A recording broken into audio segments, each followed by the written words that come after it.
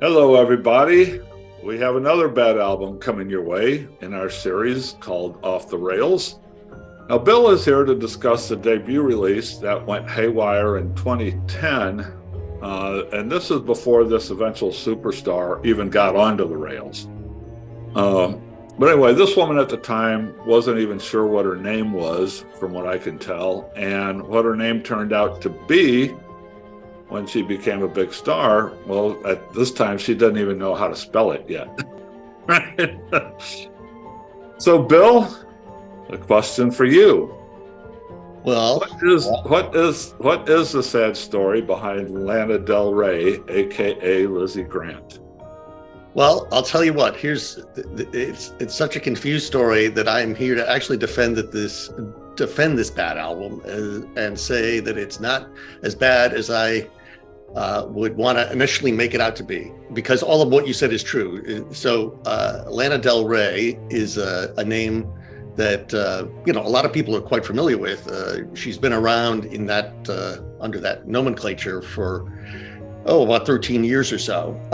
But her real name is Elizabeth Grant, and the record that we're talking about is the first one that actually she put out. And like a lot of people do when they are dabbling with music, they do it under different names. And she found that the name Lana Del Rey, which is kind of her combination of Lana Turner, the movie star, and Del Rey, which is a brand of a Ford car that's sold in Brazil.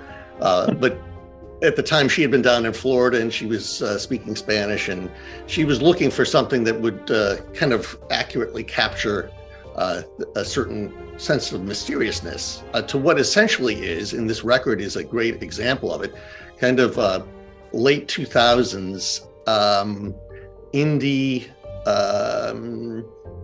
singer-songwriter stuff. So, she really is someone who, if you didn't know it today and you were just barely familiar with her, you would think she was a native Californian who talks and sings a lot about life out in California, kind of the noir life of at nighttime, and then the sunlit going to the beach stuff, all in sort of a nostalgic haze and a very Americanish 1950s, 60s kind of thing.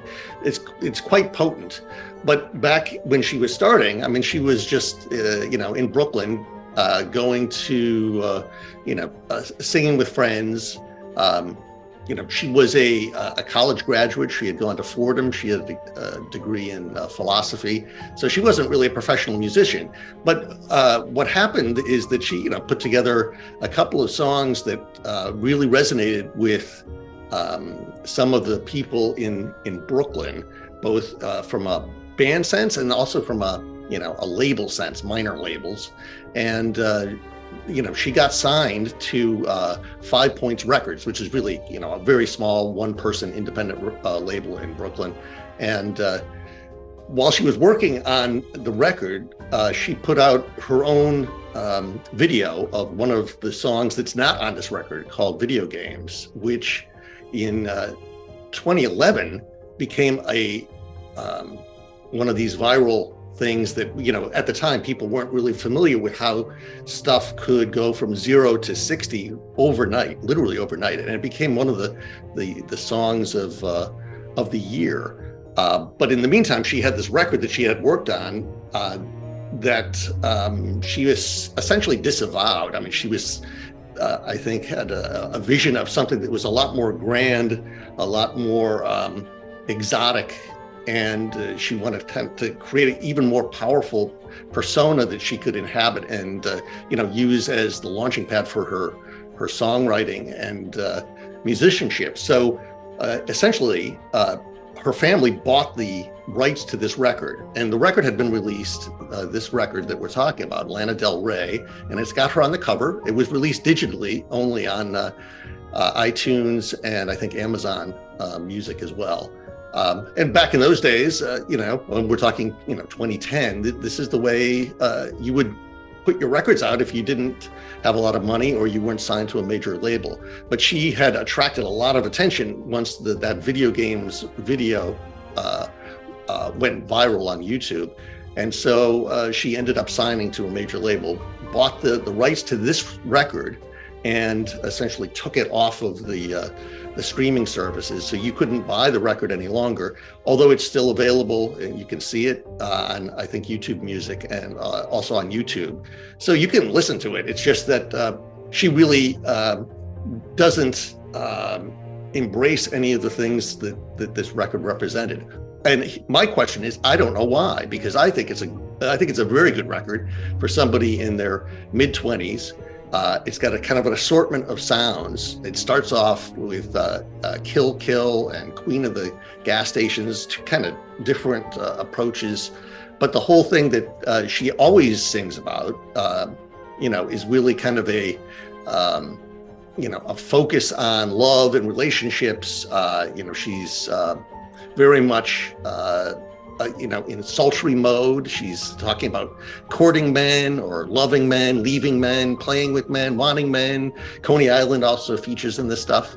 And a lot of that is in her current music. It's just that, these days, or the last 13 years, the music has evolved. It's much more orchestral, a lot more sweeping. She's really found a tone, a voice, I think, especially her song, both her, the song content and also the way she comes across is much more professional and much more powerful. So I really think she's one of the best musicians, from 2010 on. I think the work that she's done since this record is exceptional. I think this record is also really good. It just happens to be the worst, in quotes, of her discography. And I think one of the things that kind of sealed the deal for a lot of people back in her starting days is that, she seemed to come from nowhere, and she seemed to be pretty self-contained. So it was like there were even people who thought the whole thing was like an industry scam, that somehow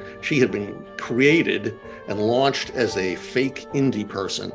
And when she performed on Saturday Night Live, it was kind of an infamous performance. A lot of people who had not even seen her singing, she did 2 songs, were really withering in their put downs of her. And I remember watching it, and because I had been a fan already, I thought it was good, and I was surprised at the backlash, which was pretty extreme. And then I just watched it a couple of weeks ago when I was prepping for this, and I was convinced it was good. I couldn't believe why people didn't like it.